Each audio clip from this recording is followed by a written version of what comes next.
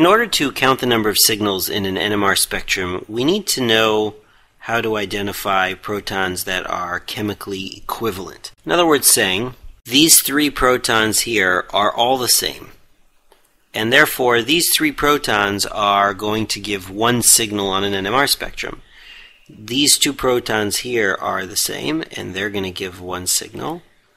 These two protons are the same, and they're going to give one signal. And these three protons here are all the same, and they're going to give one signal.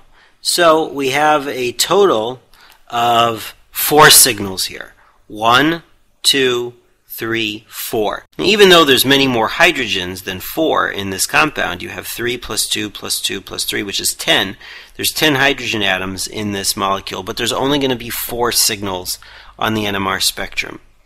Now, sometimes you can have a compound, for example, like this. So here, if we go through the same analysis, what we find is that we have these 2 protons are the same. These 3 protons are the same as each other. But now there's symmetry. So in other words, saying these 2 protons and these 2 protons are the same as each other. And these 3 protons and these 3 protons are the same as each other.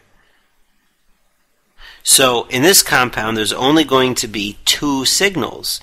One signal comes from these 6 hydrogen atoms, and one signal comes from these 4 hydrogen atoms.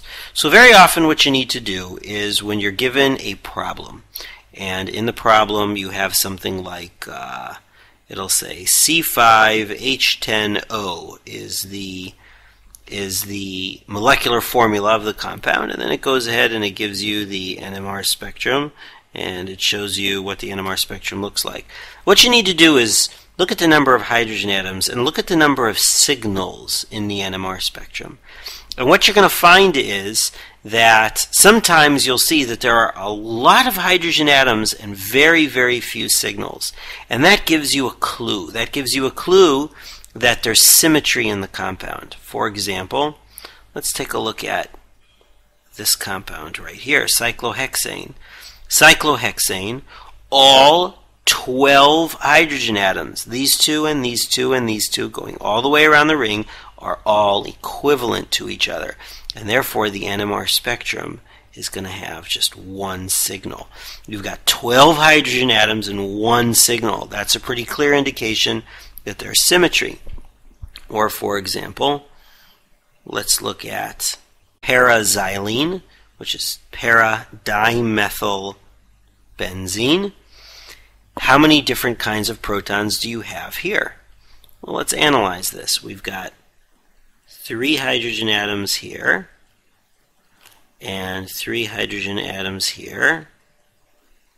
And by symmetry, these 3 are the same as these 3. So that gives us one signal.